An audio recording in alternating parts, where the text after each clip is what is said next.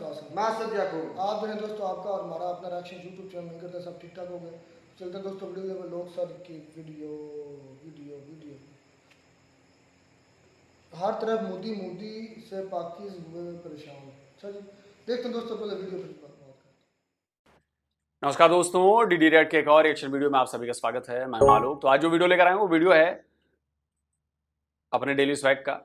Title है Modi gives medical assistant to Ukraine, Jaishankar lectures BBC reporter why Modi hugs leaders.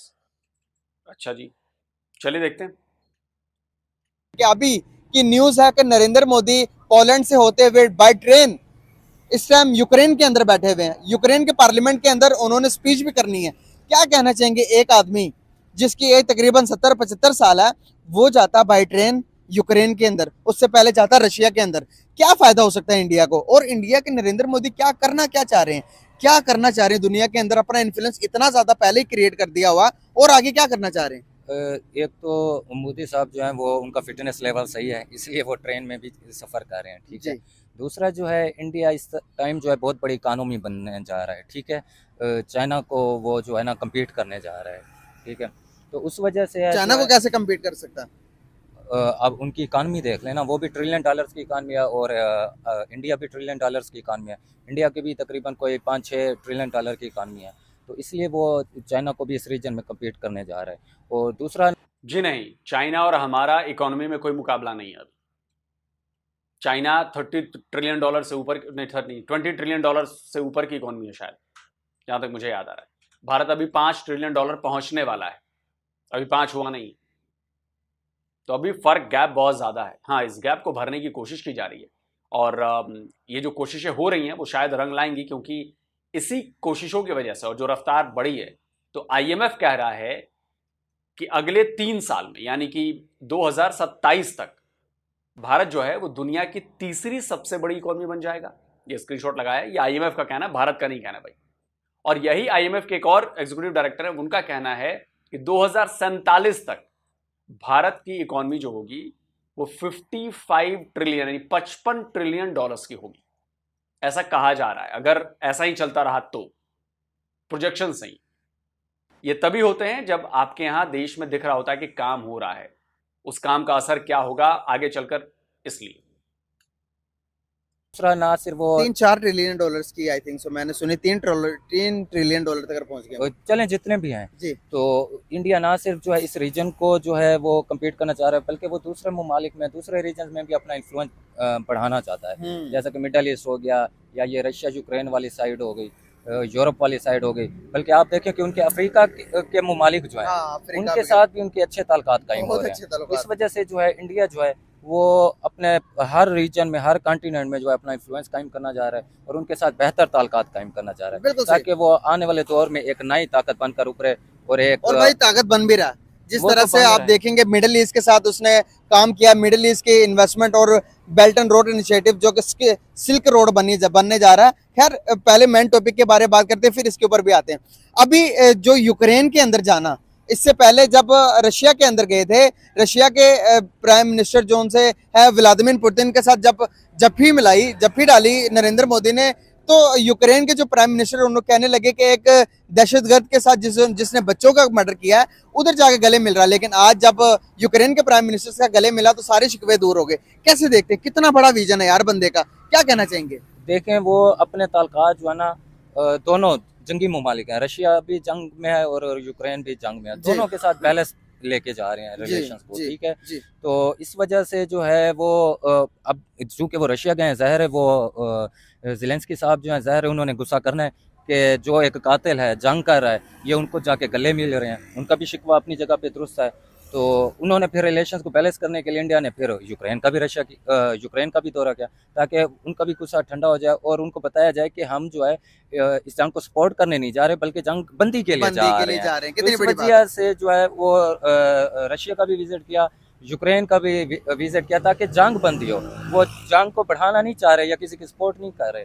तो इसी वजह से जो है मोदी साहब इस वक्त जो है दुनिया के मीडिया पर छाए हुए हैं कि वो जो है एक इंडिया का सॉफ्ट इमेज डेवलप कर रहे हैं, और हर सतह पे जो है वो बेहतर ताल्लुकात की कोशिश में है। यार दुनिया में 57 कंट्रीज हैं, 57 इस्लामिक कंट्रीज हैं, वहां पर क्या इस्लामिक कंट्री के किसी भी एक लीडर के पास इतनी मतलब कि स्ट्रेटजी नहीं, इतनी पावर नहीं है, इतनी विल पावर नहीं है जितनी एक 75 साल के बंदे के अंदर मौजूद है। नरेंद्र मोदी का अगर कंपैरिजन करें हम 57 इस्लामिक कंट्रीज के साथ, तो हम कहते हैं कि भाई इस्लाम के अंदर जो हमारे इस्लामी लीडर्स है ये दुनिया के ऊपर राज करेंगे हम, और क्या उनके अंदर भी इतनी विल पावर नहीं है कि वो भी जाकर रशिया और यूक्रेन के दरमियान पीस की बात करते, वहां पर भी इंडिया जा रहा, हर चीज के अंदर इंडिया क्यों भाई पेश है? वो इस वजह से जा रहा है कि इंडिया की हिस्टोरिकली जो फॉरेन पॉलिसी है वो इंडिपेंडेंट है, जबकि ये जो आपका मिडल ईस्ट है या अरब ममालिक हैं उन पर ज़्यादातर जो है कहते हैं उनका इन्फ्लुएंस जो है वो अमेरिका का रहा है और यूरोप का रहा है। तो इस वजह से वो मिडल ईस्ट वाले भी फंसे हुए हैं कि हम जो है ना किस तरफ जो है ना साइड लें, तो इस वजह से उन्होंने अपने आप को ना एक साइड पर किया हुआ है। बिल्कुल सही। जिस तरह से आप देखते हैं कि अभी ईरान के अंदर उन्होंने इंडिया ने अपने एक पोर्ट बना लिया है, जिस चाबहार पोर्ट बना ली, और किस तरह से पाकिस्तान को उन्होंने कर दिया भाई साइड लाइन, बिल्कुल बाईपास कर दिया, साइड लाइन कर दिया। अभी जितनी भी ट्रेड अफगानिस्तान करता है चाबहार पोर्ट से चाइना भेजता है, चाइना से अदर मिडिल ईस्ट तक। कैसे देखते हो यार कि ये कैसे पॉसिबल है? एक मुल्क इतना पावरफुल हो रहा डे बाय डे, हमें तो पता ही नहीं था कि चाबहार पोर्ट की इतनी वैल्यू हो सकती है कि भाई वो पाकिस्तान के बंदरगाहों को, 2 बंदरगाह पोर्ट कासिम और जो गवादर बंदरगाह को भाई बाईपास कर दिया। अच्छा, मजे की बात यह है कि अभी देखिए कि अफगानिस्तान ने कुछ मिनरल्स चाइना को बेचे हैं, और वो पता है किधर से गए हैं? वो अफगानिस्तान से ईरान आए हैं, ईरान से चाबहार पोर्ट के रास्ते फिर चाइना भेजे गए हैं। पता है आपको? जाकर पता कर लो पाकिस्तानियों। चाइना हमारा बड़ा अच्छा दोस्त है, बढ़िया यार, ग्वादर पोर्ट से क्यों नहीं भिजवा दिया?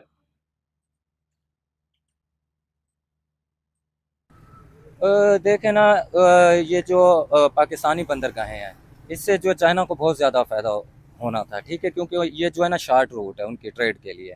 तो असल में सीपैक भी कामयाब नहीं हो पा रहा, सीपैक भी वो इसी वजह से वो कामयाब नहीं चाहता इंडिया के कामयाब हो, ठीक है, तो इसलिए वो इंडिया चाह रहा है कि वो पाकिस्तान और चाइना दोनों को आपने कहा कि इंडिया नहीं चाहता कामयाब हो। आप देखिए बलूचिस्तान के अंदर कितनी तहरीकें चल रही हैं, हमारे आपस में लोग लड़ी जा रहे हैं और बनने नहीं दे रहे। जो चाइनीज हैं वहां पर वो काम करते तो हमारे लोग करने नहीं देते काम।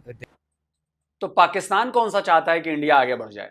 पाकिस्तान भी हर मुमकिन कोशिश करता है इंडिया को आगे बढ़ने से रोकने के लिए, लेकिन क्या हम आपके रोकने से रुक गए? हम बढ़े ना, तो हमारे में कुव्वत इतनी है कि आपके रोकने के बावजूद भी हम आगे बढ़ रहे हैं। ये हमारा टैलेंट है, ये हमारा जज्बा है, ये हमारी ताकत है। तो वो आप में क्यों नहीं? जब हम आपको रोक रहे हैं तो भाई बढ़ो आगे, जैसे हम बढ़ रहे हैं आपके रोकने के बावजूद। देखें ना, वो जो है बलूचिस्तान के मुख्तलिफ इशू हैं। एक तो वहाँ पे कुछ तरीके ऐसे हैं जो वो अपने हकूक़ के लिए कोशिश कर रहे हैं कि उन्हें जो है ना हकूक़ मिलें, और दूसरा जो है वहाँ पे आपने देखा है कि कुछ जो है ना बैरूनी कुव्वतों का भी इन्फ्लुएंस है, ठीक है, जैसे कुलभूषण यादव हैं वो बलूचिस्तान से ही पकड़े गए, तो इसका मतलब है बैरूनी कुव्वतें भी साबित कर दोगे कि ये बलूचिस्तान से पकड़े गए हैं कुलभूषण जाधव? कोई भी पाकिस्तानी अगर ये साबित कर देगा कि कुलभूषण जाधव पाकिस्तान से पकड़े गए, जो कहोगे आप वो मान लूंगा मैं। कुलभूषण जाधव पर इंडिया का स्टैंड क्लियर है। ईरान से उठाया गया है उन्हें, ईरान से किडनैप किया गया, और ये बात आपके ख्वाजा आसिफ या कौन था वो, मुझे याद नहीं आ रहा, या पाकिस्तानी सेना का कोई बंदा था, क्लिप मिलेगी तो लगा दूंगा, वो कह चुका है, गलती से उसके मुंह से निकल गया लाइव टीवी शो में कि ईरान से उठाया गया था। सुनिए। जो सहूलत पाकिस्तान के लोगों के लिए होगी वही सहूलत दूसरों को भी हम दे सकेंगे ना। कोई एक्स्ट्राऑर्डिनरी सहूलत तो हम नहीं दे सकते किसी को जो खुद हमें सहूलत हासिल ना हो। तो आप ये दरवाज़ा सिर्फ एक शख्स के लिए खोल रहे हैं, जो आप अपने शहरियों के लिए नहीं खोल सकते हैं दरवाज़ा, वो आप एक भारतीय शहरी के लिए और वो भी एक जासूस के लिए किस तरह खोल रहे हैं। साबित करके दिखा दो। और अगर कुलभूषण जाधव में, तो चैलेंज करता हूं यार पाकिस्तानियों, अगर कुलभूषण जाधव में आपको लगा कि ये जासूसी कर रहा था और ये सब कुछ कर रहा था, बलूचिस्तान में था, तो अब तक उसे लटकाया क्यों नहीं गया? इंटरनेशनल कोर्ट ऑफ जस्टिस में आपकी मिट्टी क्यों पलीद हुई? और छोड़िए, कुलभूषण जाधव के लिए आपको नया कानून लेकर अपनी पार्लियामेंट में क्यों आना पड़ा?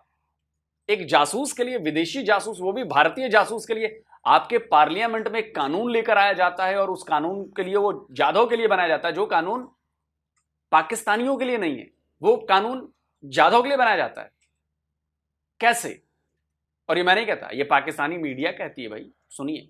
कुलभूषण यादव को रिलीफ देने के लिए बुलडोज करके असेंबली से कानून पास कराया गया है। और मैं ये बात जरूर उजागर करना चाहूंगा कि पाकिस्तान की कौमी असेंबली के ऊपर कालक का धब्बा लगाया गया है कि पर्सन स्पेसिफिक जासूस के नाम से कानून साजी की गई है। तो इसके बाद भी आप कहते हैं कि जाधव ये और वो, साबित तो करो। भी बलूचिस्तान के अंदर सी पैक पे असरअंदाज हो रही हैं, तो हमें जो है ना अपने बलूचिस्तान भी पाकिस्तान का हिस्सा है, तो हमें सॉफ्ट पॉलिसीज़ लेकर जानी चाहिए अपने बलूचिस्तान के अंदर। हमें उनके जो ग्रीवेंसेस हैं बलूच पीपल की, उनको हल करना चाहिए, ठीक है, उनके खिलाफ नहीं चाहिए जाना चाहिए। बिल्कुल सही, बिल्कुल सही। यहाँ पर अगर देखें, हम अपने अंदरूनी मामलात से नहीं उभर पा रहे हैं, हमसे यहाँ पर हमारी महंगाई नहीं कम हो पा रही है, हमसे यहाँ पर हमारे क्राइसिस, इलेक्ट्रिसिटी की क्राइसिस देख ले, इकोनॉमिकल क्राइसिस, पॉलिटिकल क्राइसिस, हर किस्म के क्राइसिस हम घिरे हुए हैं। दूसरी तरफ अगर हम अपने साथ के अलाई को देखें, इंडिया को, वो दुनिया के मसाइल हल करने के लिए जा रहा है। अभी यूक्रेन के बारे में जिस तरह से हमने बात की, यूक्रेन और रशिया की जो जंग बंदी करने के लिए नरेंद्र मोदी जा रहे हैं, तो कैसे देखते हो भाई? दो मुल्क एक ही टाइम में आजाद हुए, आज वो इकोनॉमिकल लिहाज से, इकोनॉमिकल डिवेलप।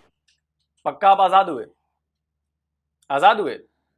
साबित कर दो पाकिस्तानियों आप आजाद हुए, साबित कर दो। पाकिस्तान नाम का नया मुल्क बना, क्रिएट किया गया, इंडिपेंडेंट नहीं हुआ, क्रिएट किया गया। इंडिपेंडेंस नहीं मिली आपको, आप क्रिएटेड हो, बनाए गए।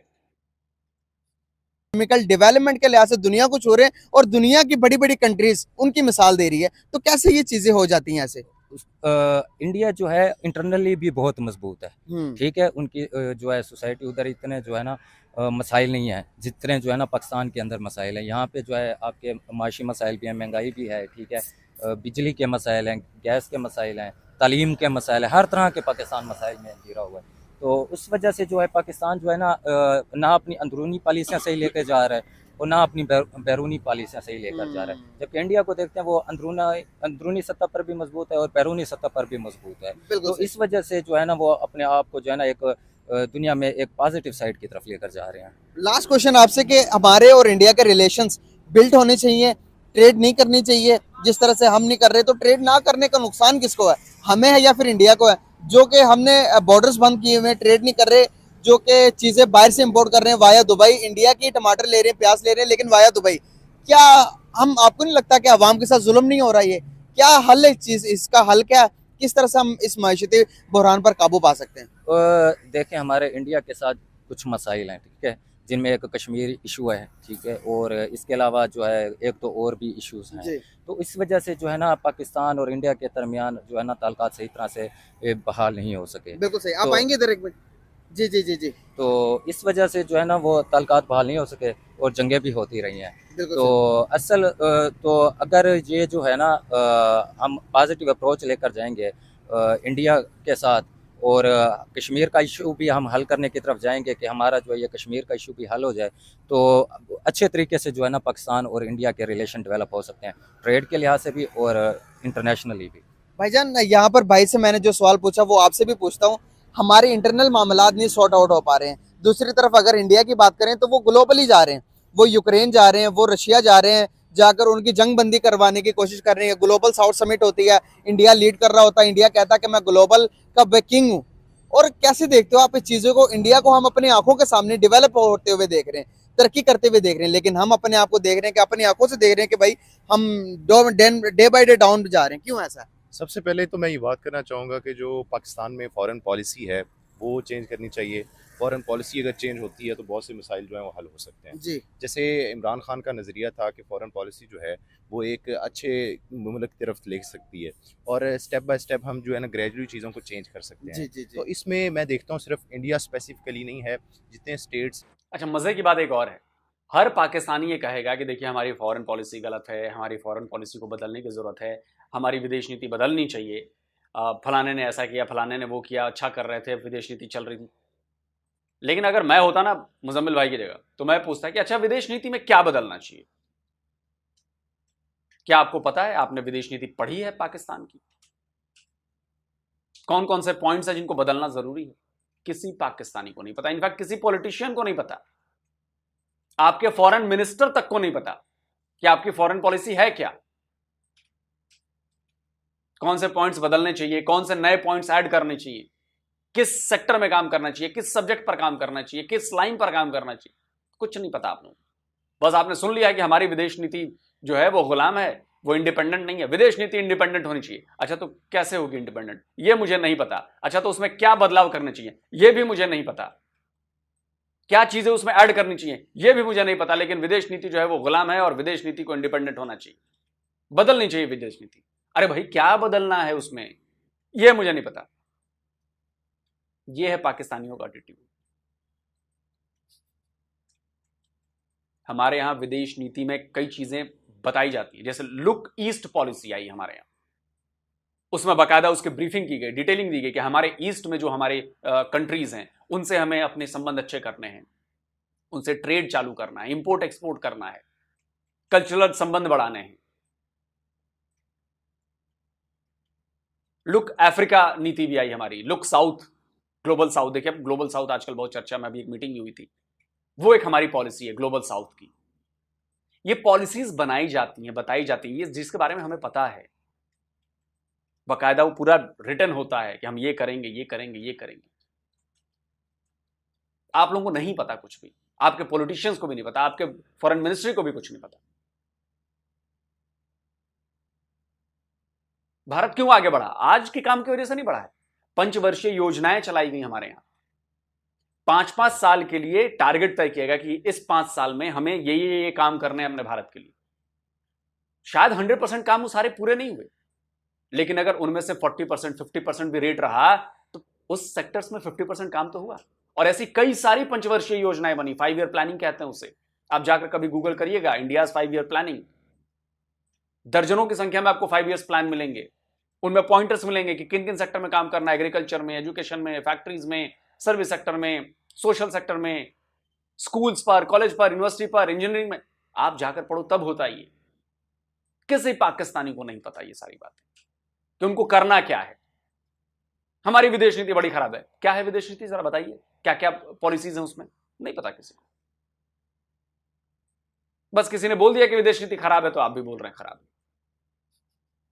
स्टेट्स हैं, जितनी और कंट्रीज़ हैं, उनके साथ एक फॉरेन पॉलिसी जो है वो इस चीज़ की तरफ इशारा करती है कि हमें मुल्क को अच्छे तरीके तरफ ले जाना चाहिए और तरक्की की तरफ लेके जाना चाहिए। और ट्रेडिंग का अगर इशू किया जाए, आप बात कर रहे थे पहले कि इंडिया के साथ जो ट्रेड है वो स्टॉप्ड है, क्योंकि बहुत से ऐसे मसाइल हैं जैसे कश्मीर है और इसके अलावा भी काफ़ी मसाइल हैं जो इंडिया के साथ हमारे लगते रहते हैं। तो इस बिना पर अगर देखा जाए तो इंडिया बहुत आगे जा चुका है, आईटी के लिहाज से बहुत आगे जा चुका है, ट्रेड के लिहाज से बहुत आगे जा चुका है, जितनी भी इंडस्ट्रीज हैं इंडिया की वो आगे जा चुकी हैं। तो ये वजह बनी है, क्योंकि हमें फॉरेन पॉलिसी की तरफ तवज्जो देनी चाहिए और आज़ाद फॉरेन पॉलिसी जो है, फ्रीली फॉरेन पॉलिसी वो अपनानी चाहिए, ताकि जो भी मामलात हैं वो सॉर्ट आउट हो चुके हैं। बिल्कुल सही आपने कहा कि जो कि हमारे कश्मीर का मामला है और दूसरे जो इश्यूज हैं, इस वजह से भी हम दूसरी तरफ ध्यान नहीं दे पा रहे। सर कश्मीर का मसला 75 ईयर 78 ईयर्स हो गए, रिजॉल्व नहीं हो रहा, तो आपको नहीं लगता कि बाईपास कोई सोल्यूशन निकाल लेना चाहिए?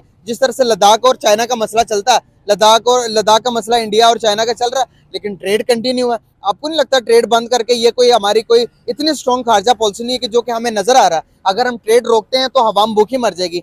जो कि एक चीज डिस्टेंस जो पड़ रहा है कि दुबई से मंगवाने के लिए, वो चीज मंगवाते मंगवाते हमारी गरीब आवाम के कपड़े तक बिक जाते हैं, लेकिन उस चीज की कॉस्ट पूरी नहीं होती। ये कब समझ आएगी कि हमें, कि भाई हम ये इस बात पर ये फैसले करें, अपने अवाम को फर्स्ट रखें, अपनी दुश्मनी अपनी नफरतों को साइड पर रखें, पहले अवाम को सोचा जाए। ये कब होगा? अब देखिए ना, आप कश्मीर की बात कर रहे हैं तो कश्मीर में बहुत से मसाइल ऐसे हैं, जैसे कश्मीर के लोग जो हैं वो ना तो इंडिया के साथ इल्हाक चाहते हैं, ना तो पाकिस्तान के साथ इल्हाक चाहते हैं। रिसेंटली ये आपको कैसे पता?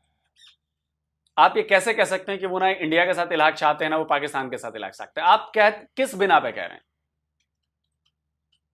क्या आपने वहां पे कोई क्या कहते हैं प्लेबिसाइड करा है, कोई रायशुमारी कराई है? क्या वहां के लोगों ने साइन करके दिए हैं कि भाई हम 1 करोड़ लोग हैं, हम ये कह रहे हैं कि हम इंडिया के साथ नहीं रहेंगे, हम पाकिस्तान के साथ जाएंगे, या हम पाकिस्तान के साथ नहीं रहेंगे, हम इंडिया के साथ जाएंगे? आप ये किस बिना पे कह रहे हैं? मैं भी कह दूं, आप अपने फादर के साथ नहीं रहना चाहते, आप अपनी बीवी के साथ नहीं रहना चाहते। अरे कोई उसकी वजह होगी, कुछ तो होगा, या हवा हवाई बातें कह दूं मैं? रिसेंटली बात की जाए तो कश्मीर के ऐसे हालात हो चुके हैं कि वो उनको राइट्स जो हैं वो नहीं दिए जा रहे, जो एक आम पाकिस्तानी, जैसे आप कह लें कि मकबूजा कश्मीर है, इसके अलावा जो आप कह लें कि हमारा कश्मीर है, तो हमारे कश्मीर में अगर राइट्स नहीं दिए जा रहे तो हम ये कैसे सोच सकते हैं कि मकबूजा कश्मीर में भी वो राइट्स दिए जाएं? ठीक है, तो इस बिना पर अगर देखा जाए तो बहुत से ऐसी कंट्रीज हैं चैलेंज है भाई, आपको चैलेंज करता हूं मैं आपको, अगर आप मेरा ये वीडियो देखें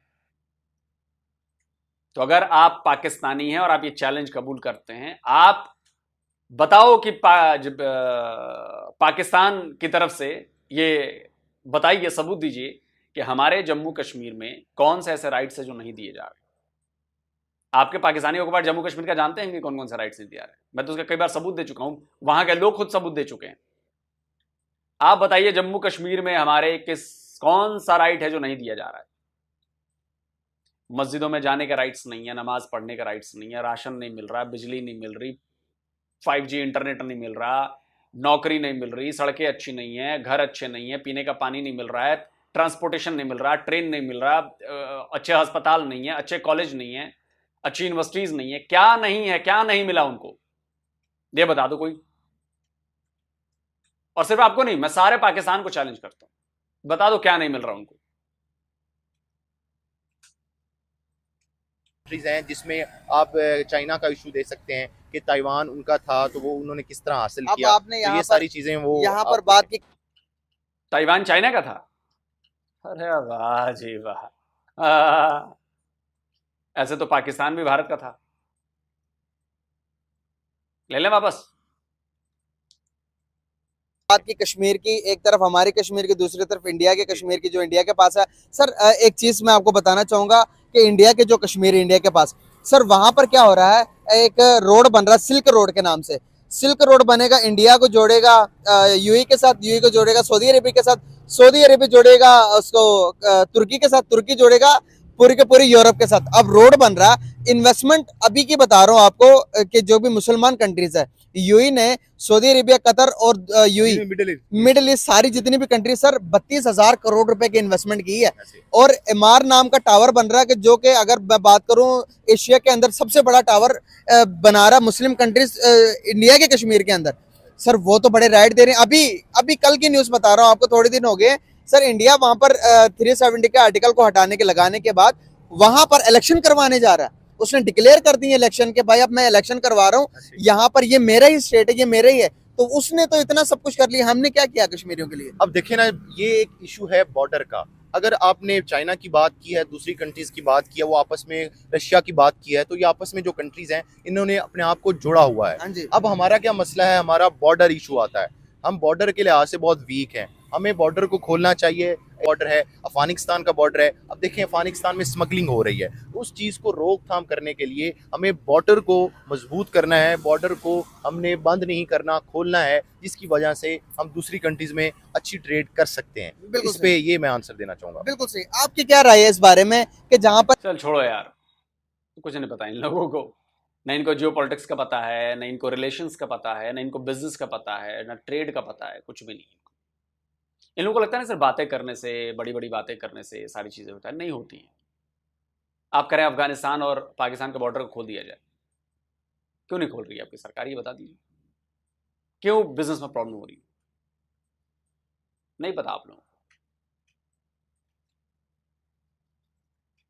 क्योंकि अफगानियों ने आपकी बैंड बजा रखी है, वो नफरत करते हैं आपसे, क्योंकि आप लोग हर जगह अपना फायदा देखते हो, लालच देखते हो।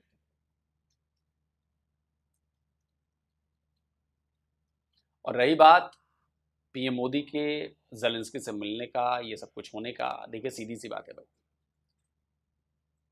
कोई ये नहीं चाहता कि लड़ाई रुक जाए, ना अमेरिका चाहता है, ना वेस्टर्न वर्ल्ड चाहता है, क्योंकि वो चाहते हैं कि रूस को इंगेज करके रखा जाए। रूस भारत का दोस्त है, और भारत जानता है कि रूस अगर लंबे टाइम तक इंगेज रहेगा तो एक तरफ अकेला रूस है, बाकी दूसरी तरफ सारी कंट्रीज हैं जो वेस्टर्न कंट्रीज हैं इंक्लूडिंग अमेरिका, वो सब यूक्रेन को पैसा दे रही हैं, वो हथियार दे रही हैं, सब कुछ दे रही है। क्यों? रूस को लड़ाई रखो। उनके अपनी जमीन पर लड़ाई नहीं चल रही हो। और यूक्रेन वाले को, उस बेवकूफ को ये बात समझ में नहीं आ रही कि उसकी जमीन को वॉर जोन में तब्दील कर दिया, उसकी कंट्री को बर्बाद करा दिया इन लोगों ने, सिर्फ रशिया को परेशान करने के। और रशिया भी अपना टिका हुआ है, चलो भाई देखते हैं, सब लंबा गेम चलता है भाई, क्योंकि अगर महीने 2 महीने में कॉन्फ्लिक्ट खत्म हो जाता तो फिर मजा नहीं आता। वॉर जब लंबी चलती है तो जिस जगह पे वॉर चल रही है, वॉर क्या रशिया में चल रही है क्या? नहीं चल रही रशिया में वॉर यूक्रेन में चल रही है। यूक्रेन में रशिया और अमेरिका और बाकी उसके नाटो वाले लड़ रहे हैं। यूक्रेन खामा खाम मारा जा रहा है। जेलेंस्की को इतनी सी बात समझ में नहीं है कि उसकी जमीन पर लड़ाई को खींच कर लाए हैं ये लोग। अरे तुम्हें रशिया से लड़ना है, डायरेक्ट लड़ो ना अमेरिका रशिया से, काहे नहीं लड़ते हो? नाटो वालों लड़ो ना। लेकिन नहीं, वो अपने घर में लड़ाई नहीं करेंगे, अपनी जमीन को अच्छा रखेंगे। यूक्रेन फंस गया उसमें। अब यूक्रेन को समझ नहीं आ रही कि करें तो क्या करें। उसको लगता है कि हम रशिया को हरा देंगे, हमारे साथ इतने बड़े बड़े लोग हैं। नहीं हरा पाओगे जेलेंस्की। इसीलिए मुझे लगता है कि पीएम मोदी भी गए होंगे, पुतिन से मिले, तो पुतिन से बातें की होंगी, तो उनको लगा होगा कि यार समझाओ जरा जेलेंस्की को, आप ही समझा सकते हो। तो गए समझाने के, बेटा शांति कर ले, खत्म कर, वरना तेरा तो जो होना था वो हो गया, और भी बुरा हो जाएगा, अगले 100 साल तक खड़ा नहीं हो पाएगा तू। तो भारत तो पीस मेकर की भूमिका में, भारत शांति कराना चाहता है। बाकी पाकिस्तान तो भाई सीरिया सूडान बनने वाला है, देखना। लेटेस्ट आपने मिडिल ईस्ट से फिर आपके पीएम ने पैसे मांगे, स्क्रीनशॉट लगा देता हूं। मिडिल ईस्ट से आपका पीएम मांग रहा है कि भैया कुछ दे दो, कुछ पैसे दे दो यार। तो भिखारी मुल्क भी भीख मांग मांग कर कब तक चलेगा? जिस दिन यूक्रेन में नाटो के जो यूरोपियन कंट्रीज और अमेरिका और इन लोगों के पैसे भेजने और हथियार भेजने बंद हो जाएंगे, जेलेंस्की अगले दिन सरेंडर कर देगा। पता है वो लड़ नहीं सकता। वैसे ही जिस दिन आपके यहां भीख मिलनी बंद हो जाएगी, आपका फॉरेन रिजर्व क्रैश हो जाएगा, आपके पीएम और सब देश छोड़कर भाग जाएंगे। उन्होंने तो अपनी सेटिंग कर रखी है लंदन में और इधर उधर। मरेगी कौन? जनता मरेगी, आम जनता। कमेंट करके बताइए दोस्तों आप क्या कहते हैं। जल्दी मिलता हूं एक और नए वीडियो के साथ। नमस्कार, जय हिंद।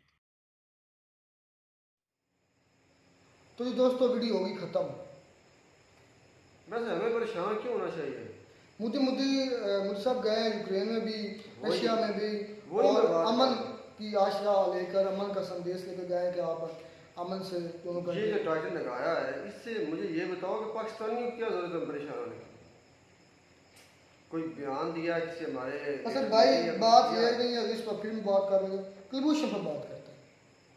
कुलभूषण यादव, लोग ने चैलेंज किया कि कोई बंद पाकिस्तान साबित कर दे कि वो पाकिस्तान से पकड़ा गया। तू चैलेंज करता, मैं तुम्हें चैलेंज करता हूँ, तू मुझे स्क्रीनशॉट झूठे ना लिखा, मुझे ये जो ईरान है ना उसकी कोई ऑफिशियल स्टेटमेंट दे कि ये हमारी तरफ से बंदा हमने पकड़ कर दिया है पाकिस्तान को, या हमारे मुल्क से पाकिस्तान लेकर गया है। पकड़ा पाकिस्तानियों नहीं है, उसके इलाके की मैं बात कर रहा हूँ कि वहाँ के लीगल जो गवर्नमेंट अफसर है या कोई भी ऐसा बंदा है, वो स्टेटमेंट देता हुआ आपको नजर आए, या आपको रिटर्न लिखा हुआ दे कि भैया ये हमारे मुल्क से पकड़ा गया था, पाकिस्तान ने पकड़ा है हमारे मुल्क। वैसे आज तक सवाल ये बनता है कि अगर कुलभूषण यादव तखरीबकारी कर रहा था, कोई टेरर एक्टिविटी या कुछ भी कर रहा था, जासूसी कर रहा था, तो पकड़ा गया पाकिस्तान की टेरिटरी से, तो पाकिस्तान पहली बात ये साबित क्यों नहीं कर पाया? एक बात। दूसरी बात है पाकिस्तान ने अभी तक उसको फांसी क्यों नहीं दी? कितनों को दी है?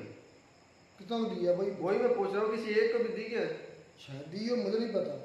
एक इंडियन के किसी के मुझे नहीं सुना किसी इंडियन को फांसी पाकिस्तान में दी हो। मुझे लगता है इस मुल्क से फांसी देना का रवाज ही खत्म हो गया, कानूनी खत्म हो गया। फांसियाँ हो रही हैं, ये नहीं कि हो नहीं रही।